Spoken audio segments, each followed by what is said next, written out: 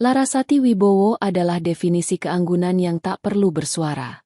Di usianya yang menginjak awal 30-an, ia memancarkan aura ketenangan yang seringkali disalahartikan sebagai kepolosan.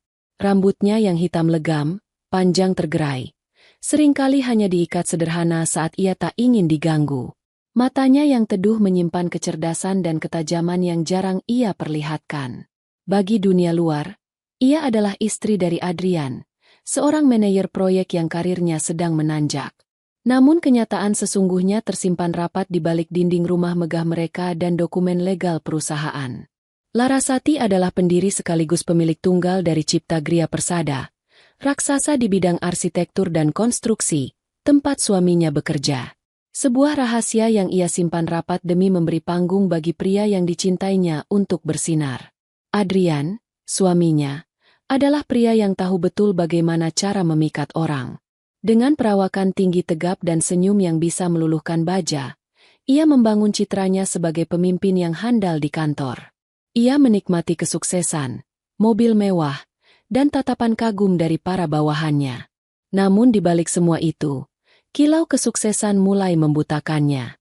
Ia mulai merasa lebih hebat dari istrinya, lupa bahwa fondasi tempatnya berdiri adalah milik Larasati.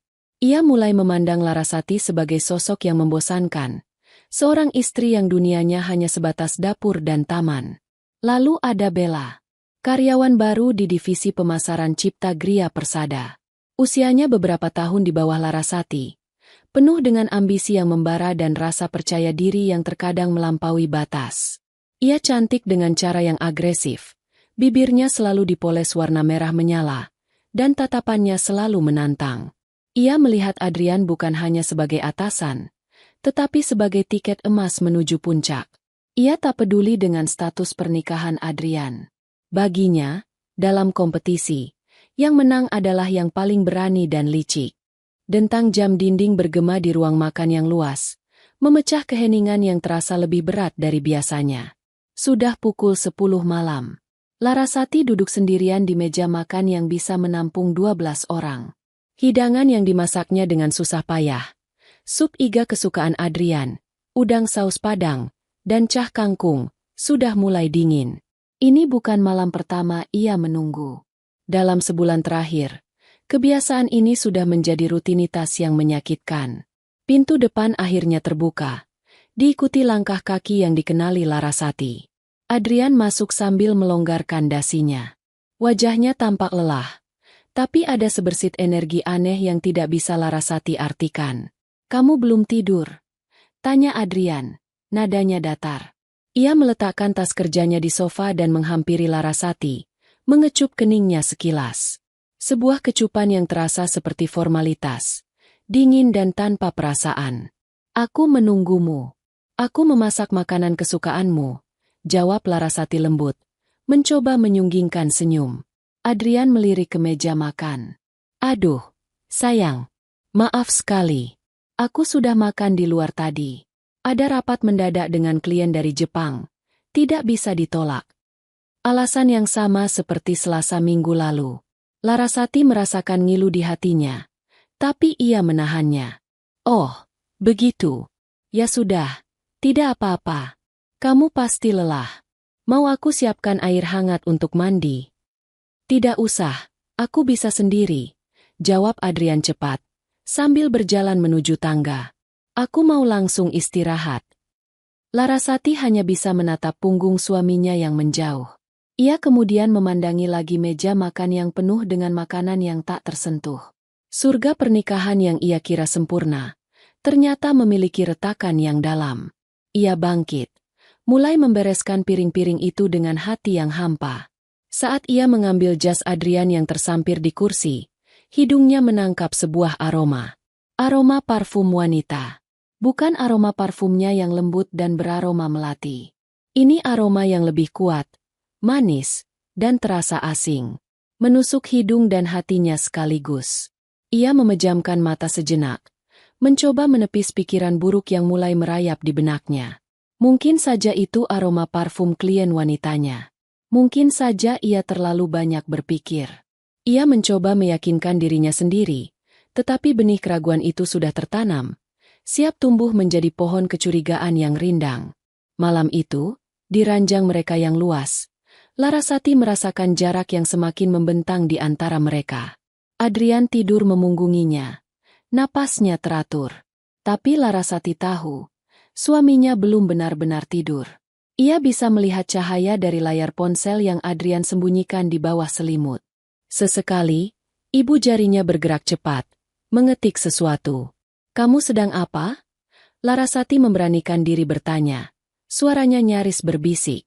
Adrian sedikit terperanjat. Ia buru-buru mematikan layar ponselnya. Tidak ada. Hanya membalas beberapa email pekerjaan yang mendesak. "Sudah, tidurlah. Besok aku ada rapat pagi." Larasati tidak mengatakan apa-apa lagi. Ia membalikan badan, memunggungi Adrian, dan membiarkan air matanya mengalir tanpa suara. Email pekerjaan di tengah malam? Dengan cara sembunyi-sembunyi? Kebohongan itu begitu kentara, begitu menyakitkan. Ia tahu ada sesuatu yang tidak beres.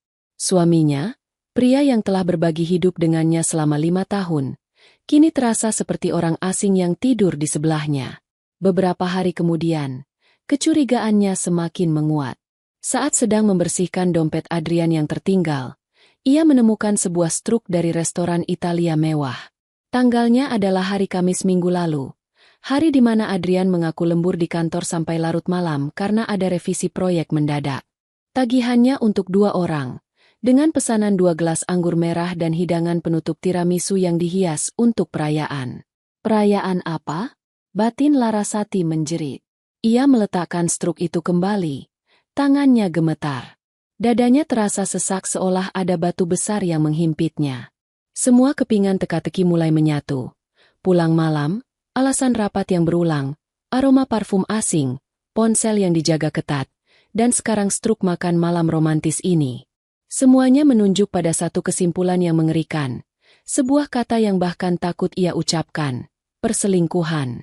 Larasati duduk di tepi tempat tidur, memandangi foto pernikahan mereka yang terpajang di nakas. Senyum bahagia mereka di foto itu terasa seperti sebuah ejekan. Ia merasa bodoh. Selama ini ia terlalu percaya, terlalu sibuk mengurus rumah dan yayasan amalnya, sementara suaminya mungkin sedang membangun dunia lain di belakangnya. Ia telah memberikan segalanya untuk Adrian, bahkan sebuah perusahaan raksasa yang ia bangun dari nol, Cipta Gria Persada. Ia sengaja menempatkan Adrian di posisi tinggi dan memilih untuk tetap di belakang layar, agar suaminya merasa menjadi pemimpin. Ia ingin Adrian bersinar. Ia tak pernah menyangka, cahaya itu akan digunakan untuk menyilaukan wanita lain. Kemarahan mulai merayap, menggantikan rasa sakit. Ini bukan hanya tentang pengkhianatan cinta, tapi juga pengkhianatan kepercayaan yang paling dalam. Ia tidak akan tinggal diam. Ia tidak akan membiarkan wanita manapun dan suaminya sendiri menghancurkan apa yang telah ia bangun, termasuk harga dirinya. Ia harus mencari tahu kebenarannya. Ia harus melihatnya dengan mata kepalanya sendiri. Dan saat itu tiba, ia tidak akan menjadi Larasati yang lembut dan pemaaf lagi. Udara dingin dari pendingin ruangan di pantry lantai 15 gedung Cipta Gria Persada terasa kontras dengan suasana panas yang diciptakan oleh Bella. Dikelilingi oleh 2 rekan kerjanya, Maya dan Rini, Bella bersandar di meja dengan secangkir kopi di tangan, berbicara dengan suara yang sengaja dibuat cukup keras untuk didengar oleh siapa saja yang lewat. "Kalian tahu tidak? Semalam aku diajak makan malam di restoran Italia yang baru buka itu. Romantis sekali," ujar Bella, sambil mengibaskan rambutnya yang baru diwarnai coklat terang. Maya dan Rini saling berpandangan sekilas. Mereka sudah tahu arah pembicaraan ini. "Oh ya? Sama siapa, Bel?" tanya Rini, pura-pura tertarik. Bella tersenyum penuh kemenangan. "Sama siapa lagi? Tentu saja sama Pak Adrian. Dia bilang, dia butuh penyegaran setelah seharian stres dengan pekerjaan. Dan katanya, cuma aku yang bisa bikin dia rileks." Ia menekankan kata, "aku," dengan bangga. Bella menikmati setiap momen menjadi pusat perhatian. Sejak ia berhasil memikat hati Adrian, manajer proyek yang paling dihormati di perusahaan, dunianya seolah berputar mengelilinginya. Ia merasa tak tersentuh. Wah, hebat kamu, Bel. Pak Adrian kan sudah punya istri. Celetuk Maya, sedikit lebih berani dari Rini. Bella tertawa kecil. Suara tawanya terdengar meremehkan. Istri? Oh, ayolah. Kalian pernah lihat istrinya? Katanya sih cuma ibu rumah tangga biasa. Membosankan. Wajar saja kalau Pak Adrian cari yang lebih seru. Sepertiku. Ia memutar tubuhnya, memamerkan gaun ketatnya yang menonjolkan lekuk tubuhnya. Ia tahu ia menarik, dan ia menggunakan itu sebagai senjata utamanya. Baginya, status Adrian yang sudah menikah bukanlah halangan, melainkan tantangan. Merebut pria sukses dari wanita lain memberinya kepuasan tersendiri. Tapi apa kamu tidak takut ketahuan? Tanya Rini lagi, suaranya lebih pelan. Takut? Untuk apa? Adrian itu tergila-gila padaku. Dia bilang, cuma masalah waktu sampai dia menyelesaikan urusannya dengan istrinya itu. Sebentar lagi, posisi Nyonya Adrian itu akan jadi milikku. Dan kalau itu terjadi, kalian berdua akan aku jadikan manajer. Janji Bella sambil mengedipkan sebelah matanya, seolah sedang membagi-bagikan kekuasaan. Tepat saat itu, seorang office boy bernama Joko hendak mengambil air dari dispenser. Bella menatapnya dengan tajam. Tunggu giliran. Tidak lihat ada yang sedang bicara. Bentaknya. Joko yang kaget langsung mundur. Maaf, Mbak Bella. Pakai matamu lain kali. Sergah Bella lagi, tanpa rasa bersalah. Maya dan Rini hanya bisa diam, merasa tidak nyaman dengan arogansi Bella. Di kantor itu, semua orang sudah tahu tentang hubungan terlarang antara Bella dan Adrian. Mereka sering melihat keduanya makan siang bersama, atau Adrian yang, tidak sengaja, menyentuh tangan Bella saat memberikan dokumen. Bella sendiri tidak berusaha menutupinya. Sebaliknya, ia malah memamerkannya. Ia menggunakan kedekatannya dengan Adrian untuk mendapatkan apapun yang ia mau.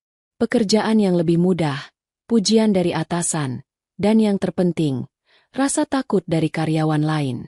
Ia seringkali datang terlambat tanpa ada yang berani menegur. Ia juga tak segan-segan menyuruh karyawan lain yang jabatannya setara dengannya untuk membuatkan laporan atau membereskan pekerjaannya. Jika ada yang menolak, ia akan mengancam dengan satu kalimat sakti. Oke, tidak apa-apa. Nanti aku sampaikan ke Pak Adrian kalau kerja sama tim di sini tidak bagus. Dan ancaman itu selalu berhasil. Tidak ada yang mau mengambil risiko berurusan dengan Adrian, yang terkenal tegas dan bisa dengan mudah mempengaruhi karir mereka.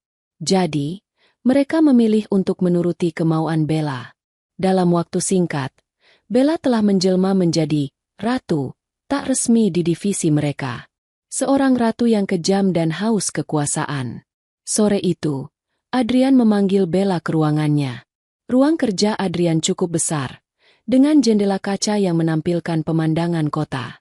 Bella masuk tanpa mengetuk pintu, sebuah kebiasaan baru yang disukainya. Ada apa, sayang? Kangen ya? Sapa Bella dengan nada manja, sambil berjalan mendekati meja Adrian. Adrian tersenyum, tatapannya melembut saat melihat Bella. Duduklah, ada yang ingin aku berikan padamu.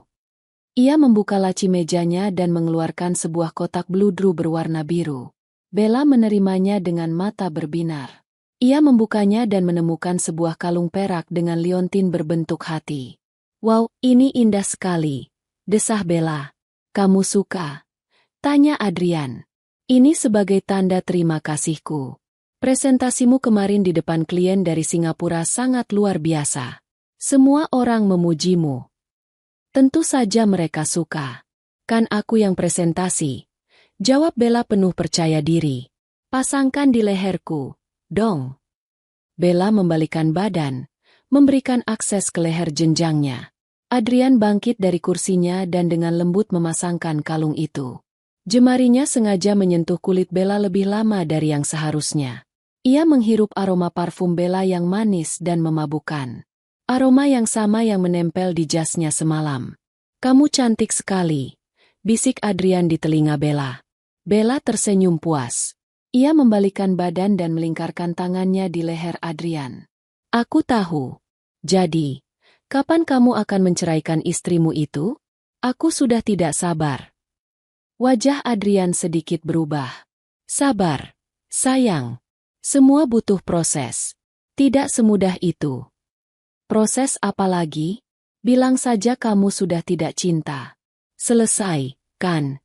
Desak Bella. Larasati, dia wanita yang baik. Aku tidak bisa menyakitinya begitu saja, ujar Adrian. Ada nada ragu dalam suaranya. Bella melepaskan pelukannya. Wajahnya cemberut. Oh, jadi sekarang kamu membelanya? Setelah semua yang kita lakukan, kamu masih peduli padanya? Jangan-jangan kamu tidak pernah serius denganku. Melihat Bella marah, Adrian panik. Ia tidak mau kehilangan Bella. Bella adalah pelariannya dari kehidupannya yang monoton. Bukan begitu, sayang. Tentu saja aku serius denganmu. Aku hanya butuh waktu yang tepat. Aku janji, aku akan menyelesaikannya. Untukmu.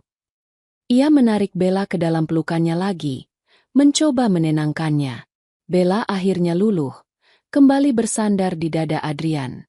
Dalam hatinya, ia bersumpah tidak akan membiarkan wanita bernama Larasati itu menghalangi jalannya. Ia akan mendapatkan Adrian dan semua kemewahan yang melekat padanya, dengan cara apapun. Ia tidak tahu bahwa perang yang akan ia hadapi bukanlah melawan seorang istri biasa yang lemah, melainkan melawan pemilik sesungguhnya dari kerajaan tempat ia sedang mencoba bertahta. Seminggu telah berlalu sejak penemuan struk restoran itu. Bagi Larasati, hari-hari terasa seperti berjalan di atas pecahan kaca. Setiap senyum Adrian, setiap sentuhannya, setiap kata-katanya terasa palsu dan menyakitkan. Ia telah menghabiskan malam-malam tanpa tidur, memikirkan langkah apa yang harus ia ambil. Menangis dan mengkonfrontasi Adrian secara langsung adalah pilihan termudah, tapi itu tidak akan memberinya kepuasan.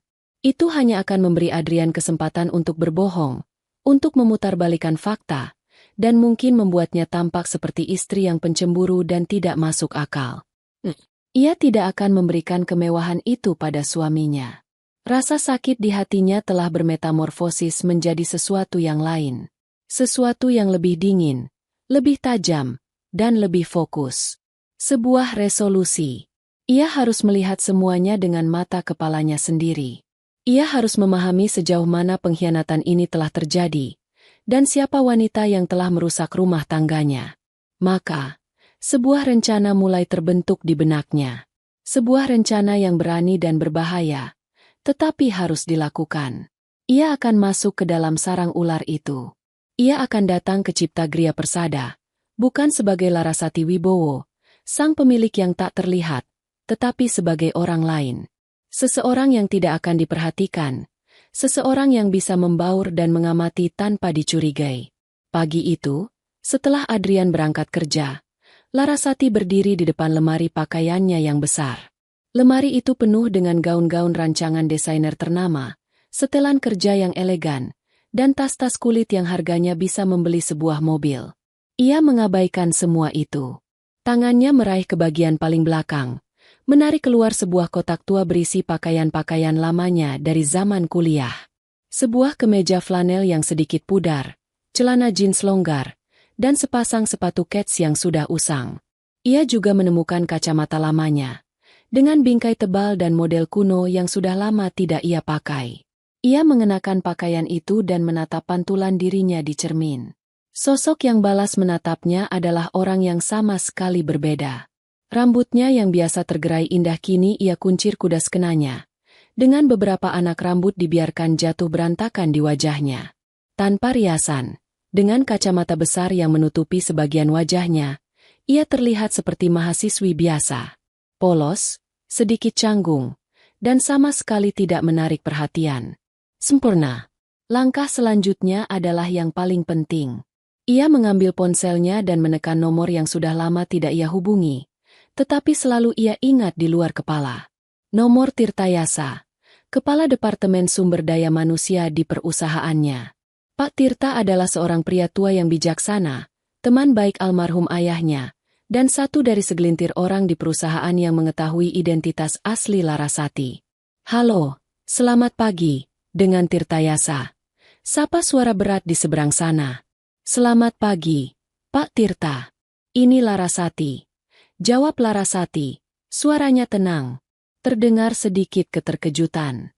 Oh, Bu Larasati. Ada apa, Bu? Tumben sekali menelepon saya langsung. Apa ada masalah? Tidak ada masalah besar, Pak. Saya hanya butuh bantuan Bapak. Dan saya mohon, ini harus dirahasiakan, bahkan dari Dewan Direksi yang lain, kata Larasati. Tentu, Bu. Apapun untuk Ibu. Apa yang bisa saya bantu? Larasati menarik napas dalam-dalam. Saya ingin melakukan audit internal secara rahasia. Saya ingin melihat langsung bagaimana alur kerja dan suasana di lantai bawah. Saya akan menyamar sebagai anak magang atau staf junior. Saya butuh Bapak untuk menyiapkan identitas sementara untuk saya dan menempatkan saya di divisi pemasaran di lantai 15. Bisa, Pak. Pak Tirta terdiam sejenak, mencoba mencerna permintaan yang tidak biasa itu. Menyamar, Bu? Apa tidak berbahaya? Kenapa tidak memanggil konsultan saja? Ini harus saya lakukan sendiri, Pak. Anggap saja ini cara saya untuk memastikan perusahaan yang ayah saya bangun berjalan dengan baik di setiap levelnya. Saya percaya penuh pada Bapak. Mendengar nama almarhum ayahnya disebut, Pak Tirta luluh. Ia tahu Larasati mewarisi kecerdasan dan keteguhan hati ayahnya. Baik, Bu. Saya mengerti. Akan saya siapkan semuanya. Atas nama siapa, Bu? Laras. Cukup Laras. Mahasiswi magang dari Universitas Mitra kita. Jawab Larasati. Saya akan datang besok pagi. Keesokan harinya, Larasati memarkir mobilnya yang sederhana di area parkir umum, beberapa blok dari kantornya sendiri. Ia berjalan kaki, merasakan jantungnya berdebar kencang. Saat ia melangkah masuk ke lobi Cipta Gria Persada yang megah, lobi yang desainnya ia setujui secara pribadi, ia merasa seperti orang asing. Tidak ada yang menyapanya. Tidak ada yang membukakan pintu untuknya. Ia adalah salah satu dari ratusan karyawan yang lalu lalang, tak terlihat dan tidak penting. Ia langsung menuju ke lantai 20, ke ruangan Pak Tirta. Pria tua itu menyambutnya dengan tatapan cemas sekaligus kagum. Ia menyerahkan sebuah kartu identitas dengan nama, Laras, dan fotonya yang berpenampilan sederhana. Semua sudah saya siapkan, Bu. Anda akan melapor ke Kepala Divisi Pemasaran, Bu Diana. Tapi saya sudah bilang padanya kalau Anda akan lebih banyak membantu pekerjaan tim. Jadi tidak akan terlalu terikat pada satu orang. Ini akan memberi Ibu keleluasaan untuk bergerak. Jelas Pak Tirta. Terima kasih banyak, Pak. Saya tidak akan melupakan bantuan Bapak ini, ujar Larasati tulus. Dengan kartu identitas tergantung di lehernya, Larasati turun ke lantai 15. Suasana di sana sangat berbeda dengan lantai eksekutif yang tenang. Di sini riuh, penuh dengan suara telepon berdering, orang-orang berbicara, dan derap langkah kaki yang terburu-buru.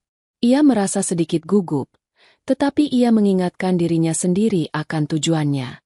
Ia menemukan meja kosong yang ditunjukkan untuknya, di sudut ruangan yang agak ramai. Saat ia sedang mencoba menyalakan komputer, seseorang dengan suara tajam menegurnya. Kamu anak magang yang baru itu, ya? Larasati mendongak dan jantungnya seakan berhenti berdetak.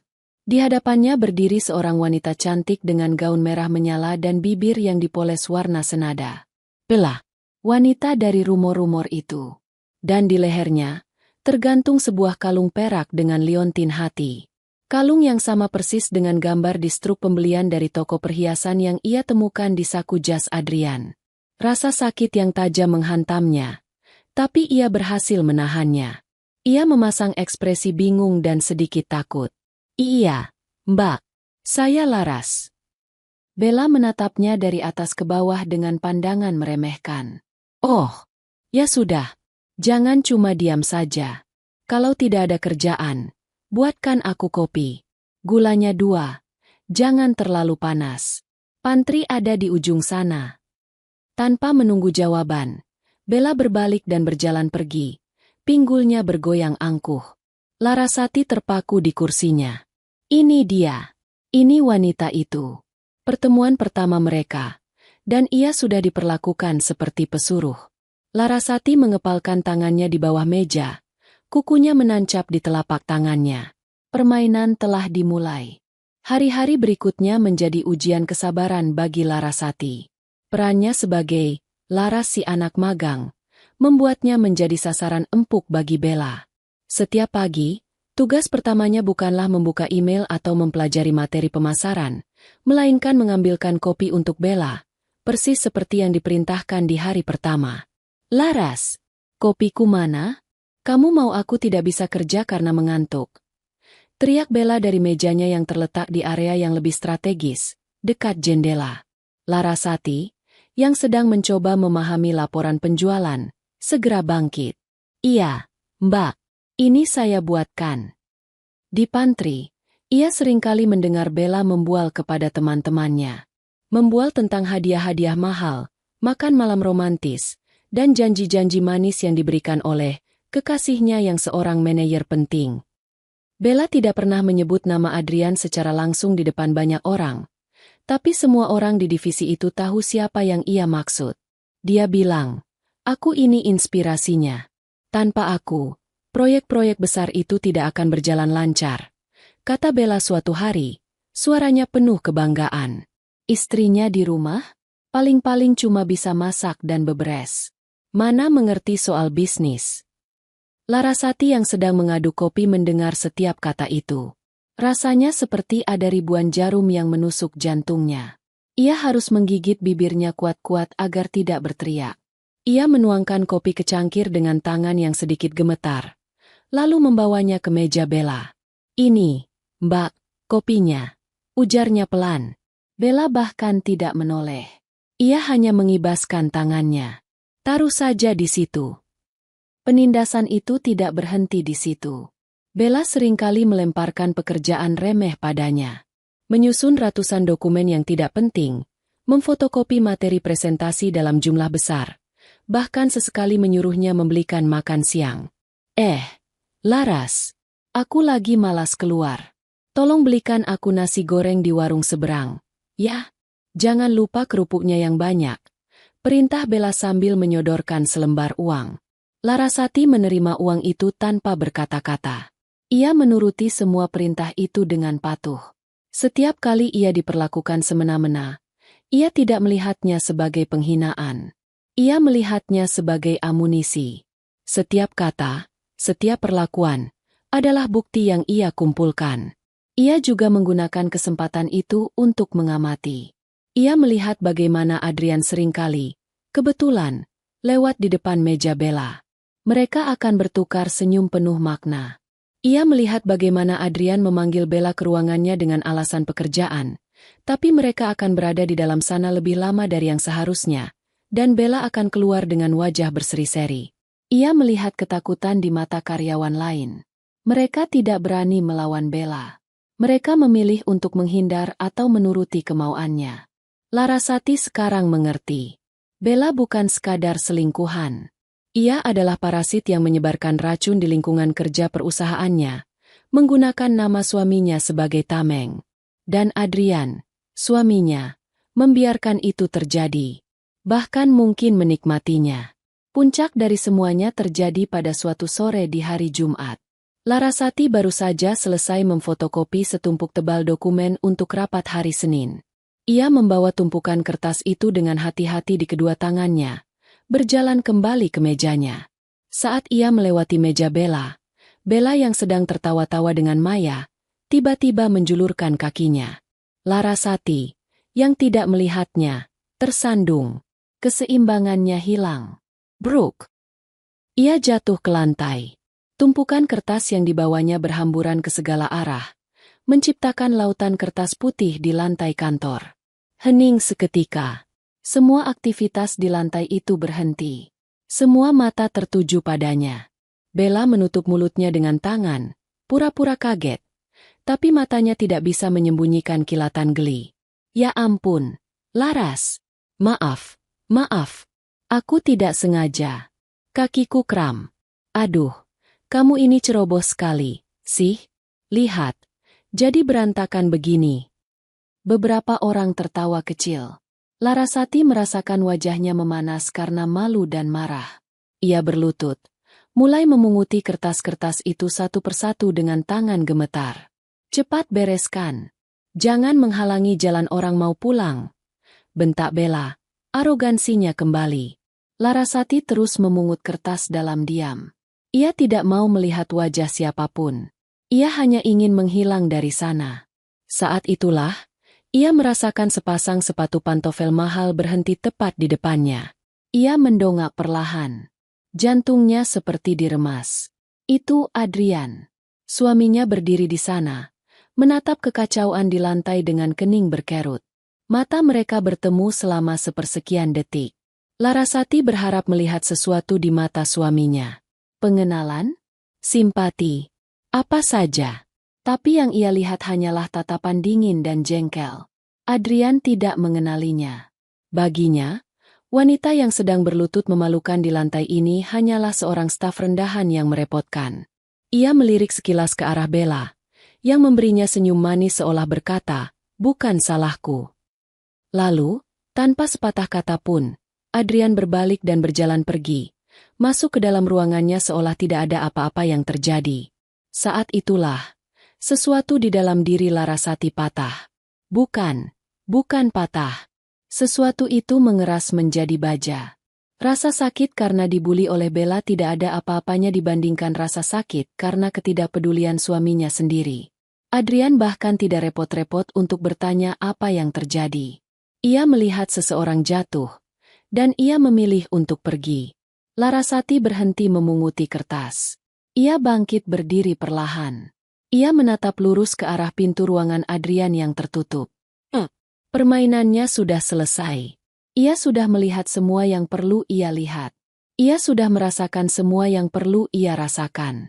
Ia tidak akan lagi menjadi Laras si anak magang. Ia tidak akan lagi menjadi istri yang diam-diam menangis. Besok, saat ia kembali ke gedung ini, ia akan kembali sebagai dirinya yang sesungguhnya. Dan ia akan membersihkan sampah di perusahaannya. Dimulai dari lantai 15. Larasati tidak langsung pulang malam itu. Setelah meninggalkan tumpukan kertas yang berhamburan dan tatapan penuh rasa ingin tahu dari seluruh isi kantor, ia berjalan tanpa tujuan. Ia tidak kembali ke mobilnya. Kakinya membawanya ke sebuah taman kota yang tidak jauh dari gedung Cipta Gria Persada. Ia duduk di bangku kosong di bawah pohon yang rindang, membiarkan hiruk-pikuk lalu lintas malam menjadi musik latar bagi hatinya yang hancur. Rasa malu karena jatuh di depan semua orang sudah menguap. Yang tersisa adalah kekosongan yang dingin dan menusuk. Bukan karena perlakuan Bella, tetapi karena tatapan Adrian. Tatapan seorang asing. Suaminya telah melihatnya dalam posisi yang paling rentan dan memalukan, dan ia memilih untuk tidak melakukan apa-apa. Ia memilih untuk berbalik dan pergi. Saat itu, Larasati sadar. Pria yang ia nikahi 5 tahun lalu telah tiada. Yang ada hanyalah cangkang kosong yang diisi oleh ambisi dan kebohongan. Ia duduk di sana selama hampir 2 jam, membiarkan angin malam menerpa wajahnya. Ia tidak menangis. Air matanya terasa sudah kering. Yang ada hanyalah sebuah keputusan yang mengeras di dalam hatinya. Ia butuh satu bukti lagi. Satu bukti final yang tak terbantahkan, yang bisa ia gunakan untuk menghancurkan mereka berdua tanpa sisa. Ia bangkit dari bangku taman. Langkahnya kini mantap dan penuh tujuan. Ia kembali ke gedung kantornya. Lobi sudah sepi. Hanya ada beberapa petugas keamanan yang berjaga. Ia menggunakan pintu samping yang jarang digunakan, mengaksesnya dengan kartu miliknya. Bukan kartu Laras si anak magang, tapi kartu akses utama miliknya sebagai pemilik. Sebuah kartu hitam tanpa nama yang memberinya akses ke setiap sudut gedung ini, kapanpun ia mau. Lift membawanya ke lantai 15 dalam keheningan. Lorong kantor yang tadi siang ramai kini terasa lengang dan sedikit menyeramkan. Lampu hanya menyala separuh, menciptakan bayang-bayang panjang. Ia berjalan melewati mejanya yang kini sudah rapi, mungkin dibereskan oleh petugas kebersihan, dan terus melangkah menuju satu tujuan, ruangan Adrian. Saat tangannya hendak menyentuh gagang pintu, ia berhenti. Ia mendengar suara dari dalam. Suara Adrian. Pria itu belum pulang. Dan ia tidak sendirian. Ada suara tawa wanita. Suara manja yang kini sangat Larasati kenali. Suara Bella. Larasati menempelkan telinganya ke pintu kayu yang tebal itu. Ia bisa mendengar percakapan mereka dengan jelas. Sepertinya Adrian sedang melakukan panggilan video. Iya, sayang, aku janji. Sabar sedikit lagi, ya. Terdengar suara Adrian. Nadanya membujuk. Sedikit lagi itu kapan? Adrian? Aku sudah lelah sembunyi-sembunyi begini. Balas suara Bella dari pengeras suara ponsel. Terdengar merajuk. Tadi itu memalukan sekali. Tahu, melihat anak magang ceroboh itu jatuh di depanmu. Kenapa kamu tidak memarahinya saja? Larasati menahan napas. Jadi mereka membicarakannya. Terdengar tawa kecil dari Adrian. Untuk apa? Tidak penting. Dia hanya staf rendahan. Biarkan saja. Aku lebih peduli padamu. Kamu tidak apa-apa, kan? Tidak ada yang mengganggumu lagi setelah itu. Setiap kata Adrian terasa seperti belati yang mengiris hati Larasati. Tidak penting. Staf rendahan. Aku tidak apa-apa. Aku hanya kesal. Dan aku juga kesal dengan istrimu itu. Kapan kamu akan menceraikannya? Desak Bella lagi. Larasati memejamkan mata, mempersiapkan diri untuk apapun yang akan ia dengar selanjutnya. Adrian menghela napas panjang. Suara kursinya berderit. Sepertinya ia bersandar. Kamu tahu kan, Bella, kamu itu segalanya untukku. Kamu itu seperti api, penuh semangat, menggairahkan. Bersamamu, aku merasa hidup. Sedangkan Larasati, dia itu seperti air. Tenang, datar, membosankan. Dia wanita yang baik, terlalu baik malah. Tapi aku tidak merasakan getaran apapun lagi saat bersamanya. Rasanya seperti pulang ke rumah yang indah tapi kosong. Henor. Satu kata itu bahkan tidak cukup untuk menggambarkan perasaan Larasati. Mendengar suaminya sendiri melucuti harga dirinya, membandingkannya dengan wanita lain dengan cara yang begitu kejam, adalah puncak dari segala rasa sakit. Jadi, kalau kamu sudah tahu begitu, tunggu apa lagi? Tuntut Bella. Aku akan mengurusnya. Aku janji. Setelah proyek besar di Bali selesai, aku akan mendapatkan bonus yang sangat besar. Saat itu, aku akan punya cukup kekuatan untuk menghadapinya. Aku akan meninggalkan dia dan kita bisa memulai hidup baru. Kita akan menikah. Aku akan membelikanmu rumah yang lebih besar dari yang sekarang. Mobil apapun yang kamu mau. Aku janji. Sayang. Bujuk Adrian. Janji. Janji yang sama yang pernah Adrian ucapkan padanya di bawah sumpah pernikahan. Kini janji itu diobral murah untuk seorang wanita perusak. Larasati tidak sanggup mendengar lebih lama lagi. Ia mundur perlahan dari pintu. Langkahnya nyaris tak terdengar. Ia tidak lari. Ia berjalan dengan punggung tegak, keluar dari lorong itu, masuk ke dalam lift, dan turun ke lobi. Di dalam mobilnya, di tempat parkir yang gelap, barulah ia membiarkan dirinya hancur. Tapi bukan tangisan kepedihan yang keluar, melainkan tawa. Tawa yang kering, getir, dan penuh ironi. Ia menertawakan kebodohannya sendiri. Ia menertawakan Adrian yang merasa begitu hebat, tidak tahu bahwa semua yang ia miliki, posisinya, bonus besar yang ia harapkan, bahkan gedung tempat ia berselingkuh, adalah milik wanita yang baru saja ia sebut membosankan. Tawa itu perlahan mereda, digantikan oleh keheningan yang mematikan. Di dalam keheningan itu, sisa-sisa cinta terakhir untuk Adrian menguap, lenyap tak berbekas. Yang tertinggal hanyalah amarah yang dingin membeku. Ia sudah mendapatkan bukti terakhirnya. Bukan dari rekaman atau foto, tapi dari mulut suaminya sendiri. Dan itu lebih dari cukup. Sabtu pagi. Matahari bersinar cerah menembus jendela kamar tidur yang besar. Tapi sinarnya tidak mampu menghangatkan dingin yang menyelimuti hati Larasati.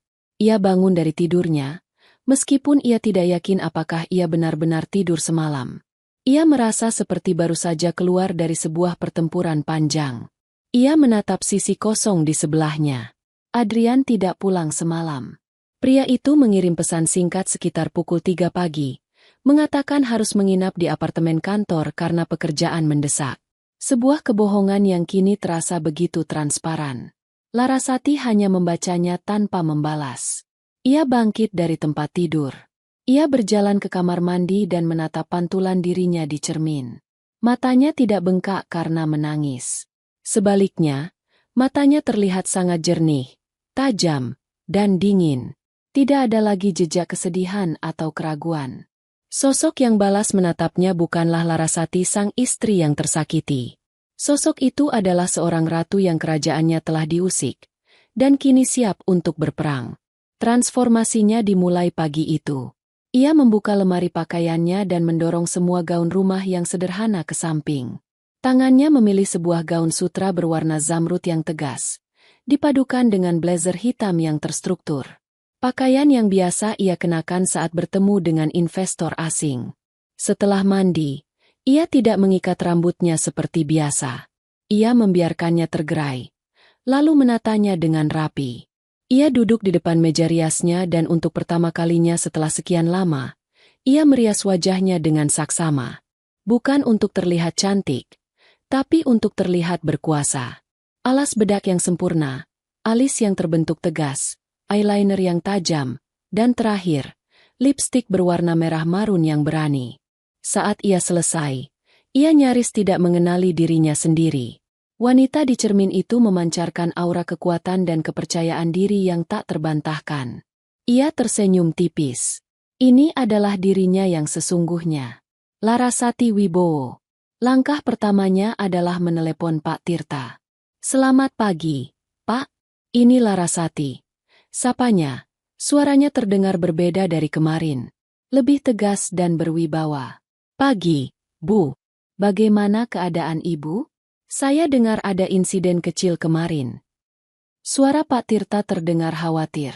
"Saya baik-baik saja, Pak. Lebih baik dari sebelumnya," potong Larasati. "Saya punya tugas baru untuk Bapak. Tolong atur rapat Dewan Direksi Darurat hari Senin pagi, pukul 10. Pastikan semua hadir. Kecuali satu orang. Jangan undang Adrian." "Tidak mengundang Pak Adrian, Bu?" Pak Tirta terdengar kaget. "Betul. Dan satu lagi, Pak. Tolong siapkan semua dokumen yang diperlukan untuk pemutusan hubungan kerja. Untuk 2 orang. Atas nama Adrian dan Bella dari divisi pemasaran. Siapkan pesangon sesuai aturan tertinggi perusahaan. Saya ingin semuanya siap di meja rapat pada hari Senin." Terjadi keheningan panjang di seberang sana. Pak Tirta akhirnya menjawab dengan suara pelan. "Baik, Bu. Akan saya laksanakan." "Terima kasih, Pak." Setelah itu, ia menelepon pengacara pribadinya, memintanya untuk mulai menyusun surat gugatan cerai. Ia memberikan semua detail yang diperlukan, tanpa emosi, seolah sedang mendiktekan laporan bisnis. Sisa akhir pekan itu ia habiskan untuk mempersiapkan diri. Ia membaca ulang semua laporan kinerja perusahaan, mempelajari setiap detail proyek yang sedang berjalan, termasuk proyek besar di Bali yang dibanggakan Adrian. Ia menemukan beberapa kejanggalan dalam anggaran proyek itu, angka-angka yang digelembungkan, yang entah bagaimana bisa lolos dari pengawasan. Kemarahannya semakin menjadi-jadi. Adrian tidak hanya mengkhianatinya sebagai seorang suami, tapi juga sebagai seorang karyawan. Ia telah mencuri dari perusahaannya sendiri. Minggu malam, Adrian akhirnya pulang. Ia masuk rumah dengan wajah lelah, membawa sebuket bunga lili putih, bunga kesukaan Larasati. Sebuah upaya penebusan dosa yang menyedihkan. "Sayang, maafkan aku baru pulang. Pekerjaan benar-benar gila," katanya, mencoba memeluk Larasati. Larasati menghindar dengan halus. Ia menerima bunga itu tanpa senyum. "Taruh saja di vas." Adrian merasakan perubahan itu. Ia melihat penampilan Larasati yang berbeda, riasan wajahnya, dan tatapan matanya yang dingin. Kamu terlihat berbeda. Ada acara?" "Tidak ada. Aku hanya ingin merawat diri sendiri," jawab Larasati singkat, sambil berjalan ke dapur. Adrian mengikutinya. Ia merasa ada yang tidak beres. Suasana rumah terasa tegang. Kamu marah padaku karena aku tidak pulang? Aku benar-benar minta maaf. Sebagai gantinya, akhir pekan depan kita liburan, ya? Kemanapun kamu mau. Larasati berhenti menuang air putih dan menatap suaminya. Ia menatap wajah pria yang telah berbohong padanya, yang telah menghinanya di belakang punggungnya. Ia ingin sekali menumpahkan semua amarahnya saat itu juga. Tapi ia menahannya. Pembalasannya akan jauh lebih memuaskan jika dilakukan di panggung yang lebih besar. Aku lelah, Adrian. Aku mau tidur, katanya dingin. Lalu berjalan melewati Adrian begitu saja, meninggalkan pria itu dalam kebingungan. Malam itu, mereka tidur di ranjang yang sama, tetapi terasa seperti berada di benua yang berbeda.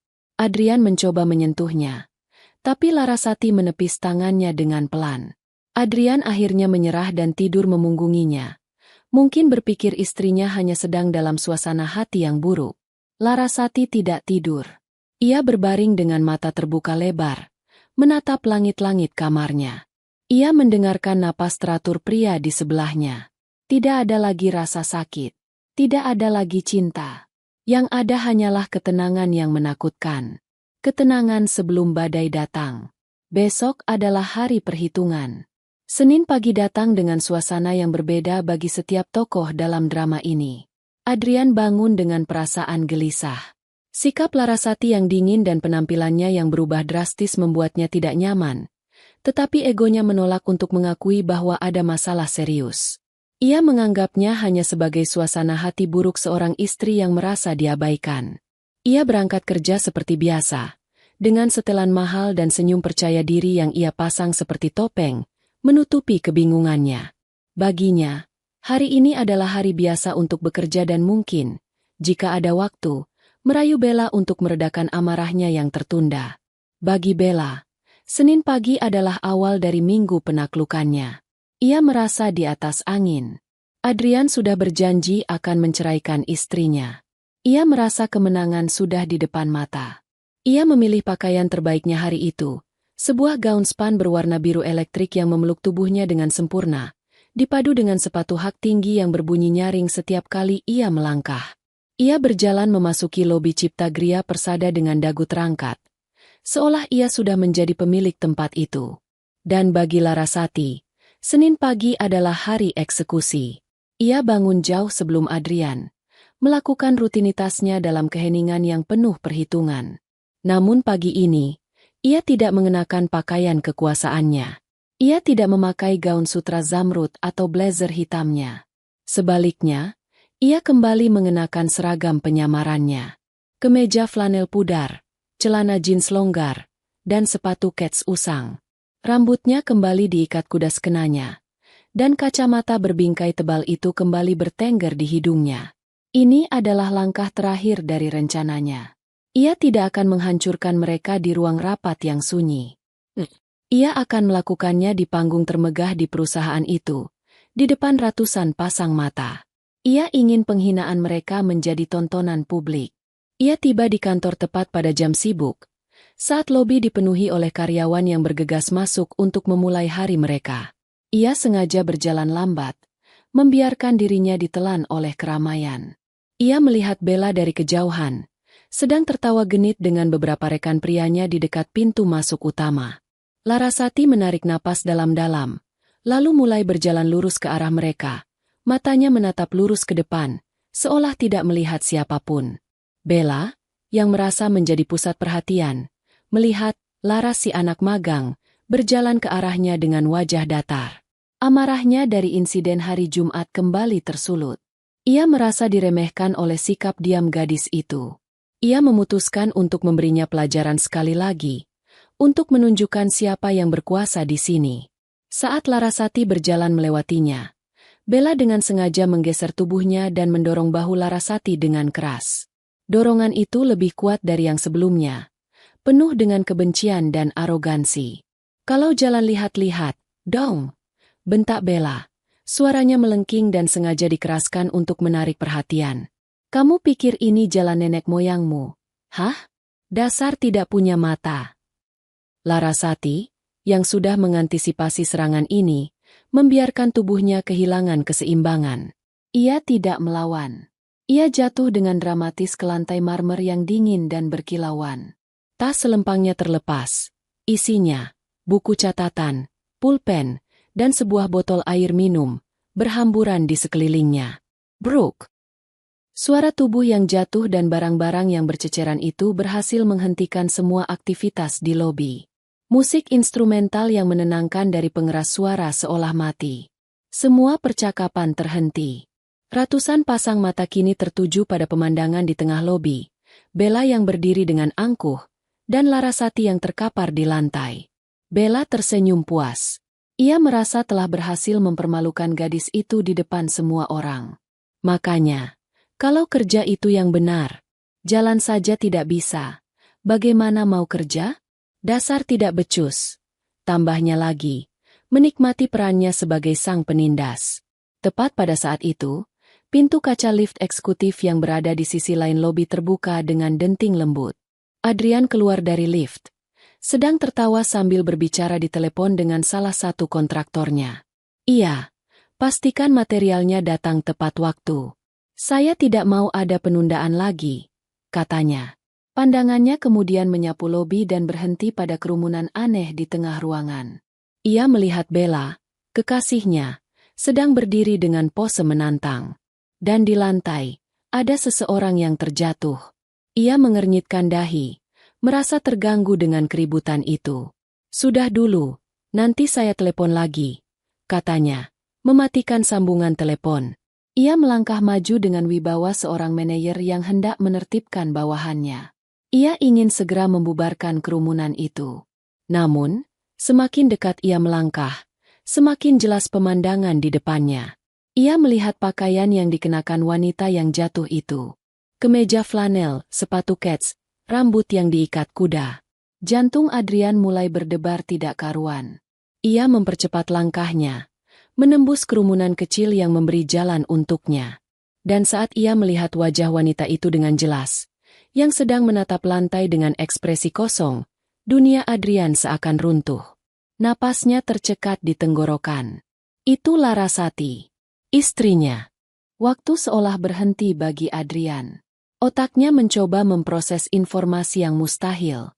Larasati, istrinya. Di sini, di lobi kantor, terjatuh di lantai dengan pakaian yang tidak pernah ia lihat seumur hidupnya. Kenapa? Bagaimana? Apa yang terjadi? Semua pikiran tentang wibawa, tentang citra, tentang keributan di lobi, lenyap seketika. Instingnya sebagai seorang suami mengambil alih. Kepanikan yang murni dan tak tersaring menjalari seluruh tubuhnya. Ia lupa pada ratusan mata yang memandang. Ia lupa pada Bella yang berdiri di dekatnya. Ia hanya melihat istrinya yang tergeletak tak berdaya. Laras, serunya. Suaranya terdengar pecah dan penuh kepanikan. Ia berlari dan langsung berlutut di samping istrinya, tanpa mempedulikan celana mahalnya yang kini menyentuh lantai marmer. Sayang, kamu ngapain di sini? Kamu tidak apa-apa.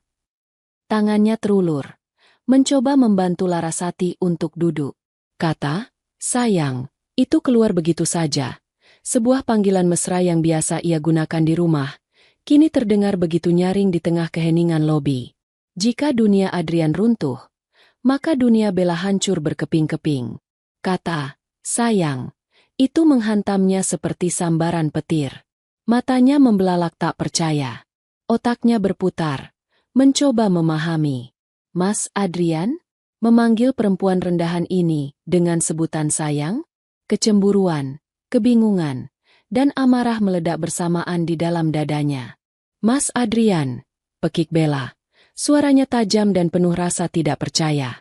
Ia melangkah maju, menatap Adrian dan Larasati bergantian. Kamu kenal sama dia? Ngapain kamu nolongin orang ceroboh kayak gini? Dia itu cuma anak magang yang tidak becus.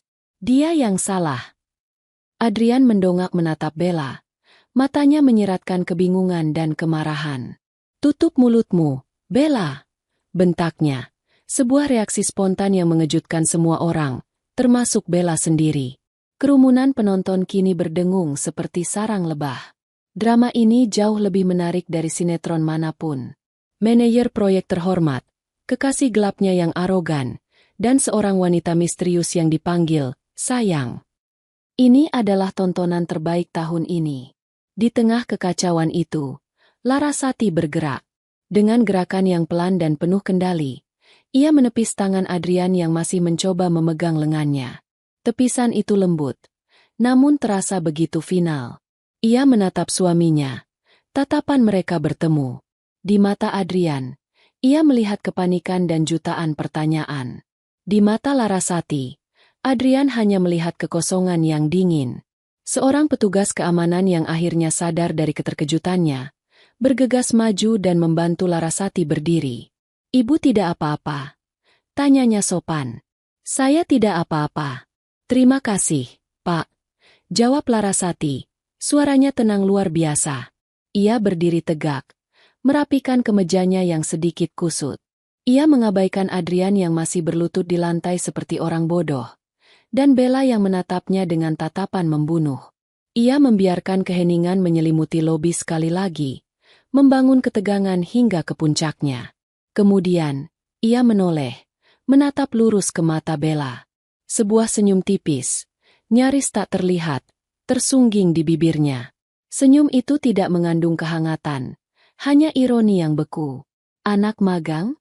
Orang rendahan?" "Mungkin," Larasati memulai. Suaranya jernih dan tenang, namun setiap katanya bergema di seluruh ruangan yang sunyi itu.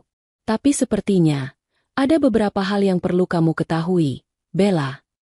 Ia berhenti sejenak, matanya menyapu kerumunan, lalu kembali ke wajah Bella yang mulai pucat. "Perkenalkan, nama saya Larasati Wibowo." Ia menjeda lagi, membiarkan nama itu meresap. Adrian, yang sudah berhasil berdiri, hanya bisa menatap nanar. "Pertama," lanjut Larasati, mengangkat satu jarinya. "Saya adalah istri sah dari pria yang kamu panggil, Mas, ini." Ia melirik sekilas ke arah Adrian, yang kini wajahnya sudah seputih kertas. Terdengar napas tertahan dari segala penjuru. Bisik-bisik heboh mulai terdengar. Wajah Bella berubah dari pucat menjadi hijau karena syok. Mulutnya sedikit terbuka, tapi tidak ada suara yang keluar. Larasati mengangkat jari keduanya. Dan yang kedua, suaranya kini sedikit lebih keras, lebih tegas, penuh dengan kekuatan yang selama ini ia sembunyikan. "Saya adalah pendiri, pemilik, dan Chief Executive Officer dari Cipta Gria Persada." Ia mengayunkan tangannya ke sekeliling lobi yang megah itu. "Perusahaan tempat kamu bekerja, gedung tempat kamu berdiri sekarang ini, adalah milik saya." Bom terakhir itu meledak dengan kekuatan penuh. Keheningan total menyusul selama 3 detik, sebelum akhirnya pecah menjadi gumaman dan pekikan kaget dari para karyawan. Mereka menatap Larasati dengan tatapan baru, penuh kekaguman dan rasa tidak percaya. Mereka menatap Bella dengan tatapan penuh cemooh. Dan mereka menatap Adrian dengan tatapan penuh kasihan sekaligus jijik. Lutut Bella terasa lemas. Kekuatan yang selama ini menopang keangkuhannya lenyap seketika. Ia menatap Larasati, lalu Adrian, lalu kembali ke Larasati. Otaknya tidak mampu lagi berfungsi. Adrian hanya bisa berdiri mematung, mulutnya ternganga, menatap istrinya seolah ia adalah hantu. Wanita yang ia sebut tenang, datar, membosankan, itu kini berdiri di hadapannya sebagai raksasa, siap untuk menginjak-injak dunianya hingga hancur lebur. Topeng mereka berdua telah terkoyak. Dan di balik topeng itu, yang tersisa hanyalah kepanikan, rasa malu, dan ketakutan akan apa yang akan terjadi selanjutnya. Pernyataan terakhir Larasati menggantung di udara lobi yang hening, lebih berat dari baja, lebih tajam dari bilah pedang. "Gedung tempat kamu berdiri sekarang ini adalah milik saya." Untuk sesaat, tidak ada yang bergerak, tidak ada yang bernapas. Kerumunan karyawan yang tadinya berbisik kini membeku, menjadi patung-patung saksi bisu dari sebuah drama kolosal.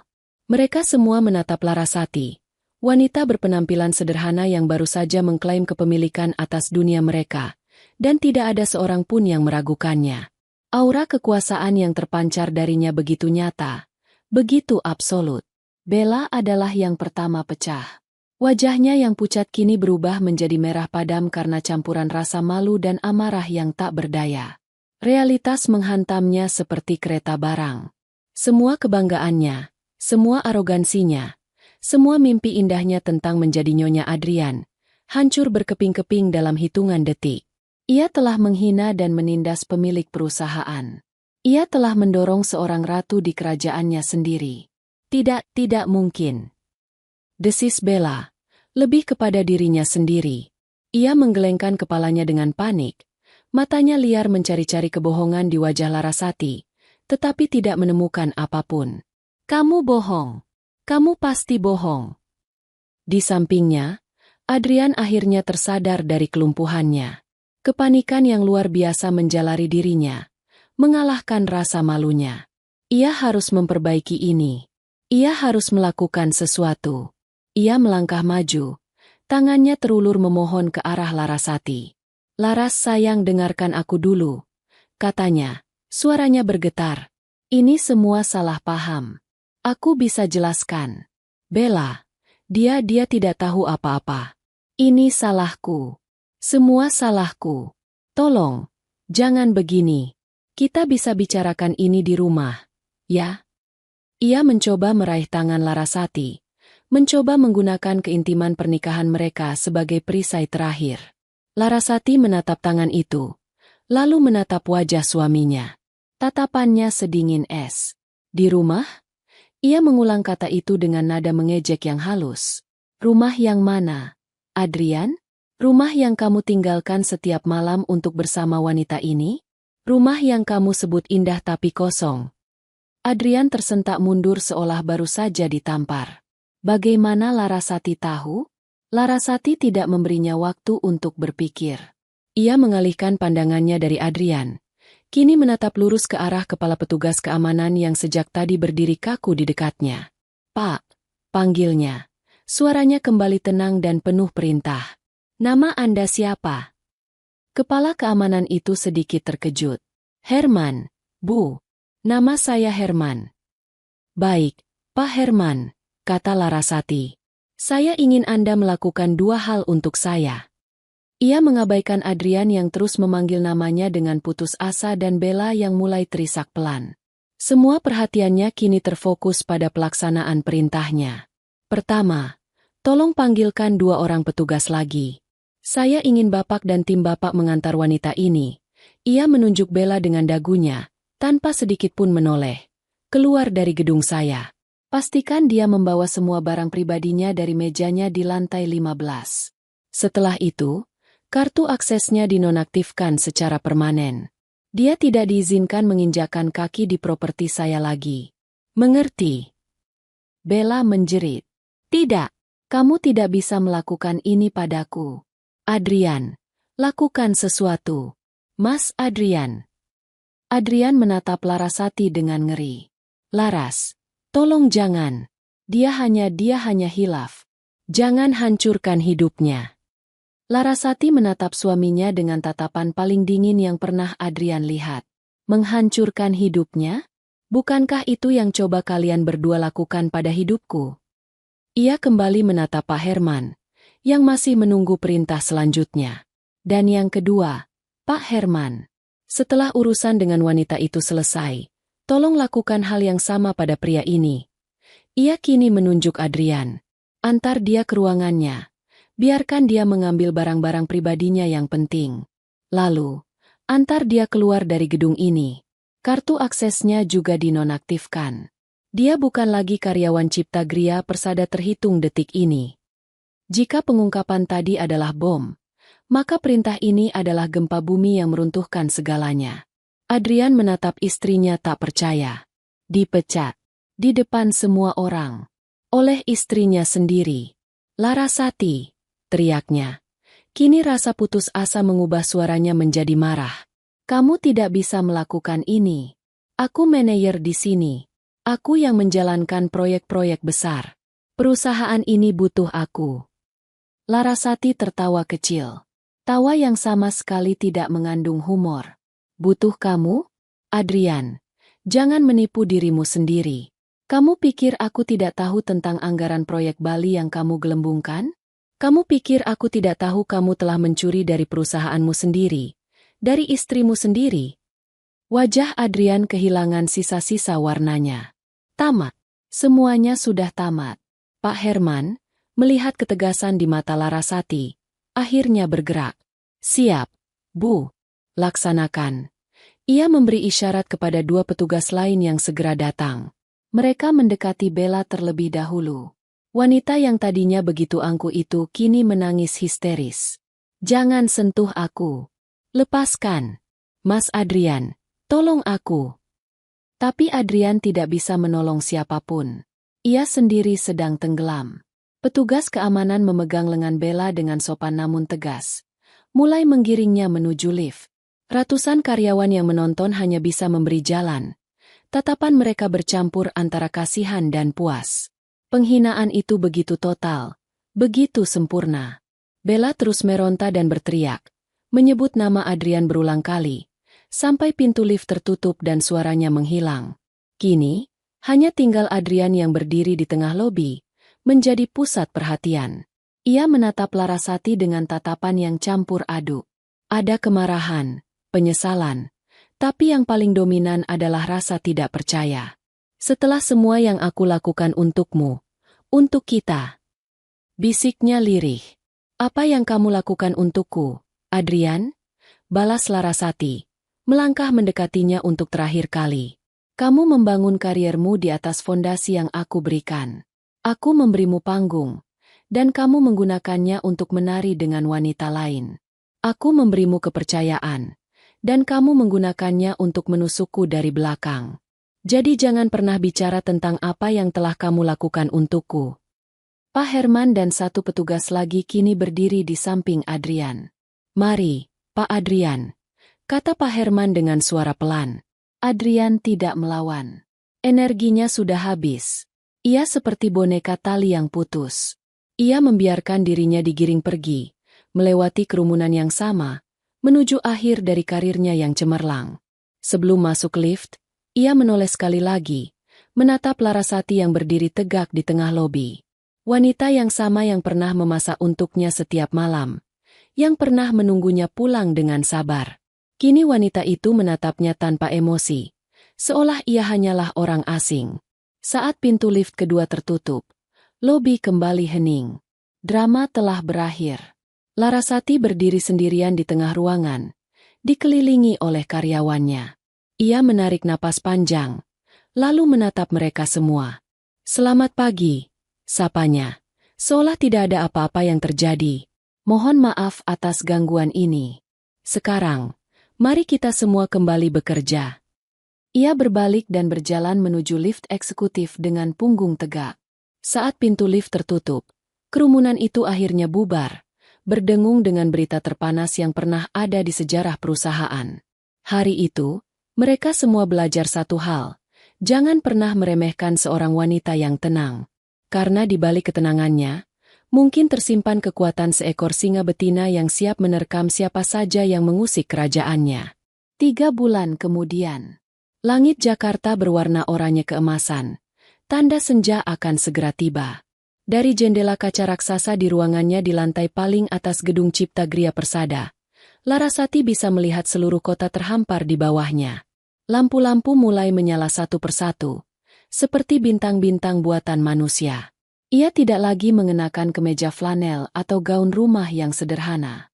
Hari ini, ia memakai setelan celana berwarna krem yang elegan. Rambutnya ditata rapi membentuk sanggul modern di tengkuknya. Di hadapannya, di atas meja mahoni yang besar dan berkilauan, tergeletak setumpuk dokumen. Di paling atas, sebuah map berwarna biru dengan tulisan, akta cerai, di sampulnya. Ia mengambil pulpen, dan tanpa ragu sedikit pun, ia membubuhkan tanda tangannya di atas meterai. Selesai. Sebuah babak dalam hidupnya telah resmi ditutup. Tidak ada air mata, tidak ada penyesalan.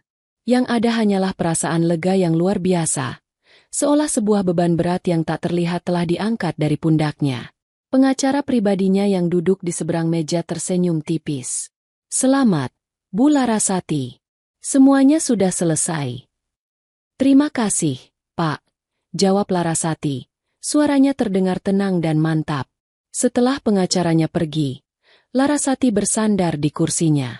Ia membiarkan dirinya merenung sejenak. 3 bulan ini adalah 3 bulan yang paling sibuk sekaligus paling membebaskan dalam hidupnya. Setelah insiden di lobi, ia mengambil alih kendali perusahaan secara penuh. Ia memimpin rapat dewan direksi, merombak beberapa posisi manajerial, dan membatalkan proyek-proyek yang terindikasi korupsi, termasuk proyek Bali. Ia bekerja dari pagi hingga malam, mencurahkan seluruh energinya untuk membersihkan dan membangun kembali kerajaannya. Para karyawan yang awalnya takut padanya, kini menatapnya dengan penuh rasa hormat dan kekaguman. Mereka melihat seorang pemimpin yang cerdas, tegas, dan adil. Citra, istri manajer yang membosankan, atau anak magang yang ceroboh, telah lenyap selamanya, digantikan oleh Citra Larasati Wibowo, sang CEO. Tentang Adrian dan Bella, ia tidak pernah mendengar kabar mereka secara langsung. Ia hanya mendengar desas-desus yang beredar di antara karyawan. Setelah dipecat dengan cara yang begitu memalukan, tidak ada perusahaan besar yang mau menerima Adrian. Namanya sudah tercoreng di seluruh industri. Beberapa orang bilang, ia sekarang bekerja serabutan, mencoba memulai bisnis kecil-kecilan yang selalu gagal. Rumah mewah dan mobil sport mereka telah disita, karena semuanya adalah aset perusahaan. Bella bernasib lebih buruk. Cap sebagai pelakor dan wanita yang menindas atasannya sendiri membuatnya menjadi paria sosial. Ia mencoba melamar kerja di banyak tempat, tapi reputasinya selalu mendahuluinya. Kabar terakhir yang Larasati dengar, Bella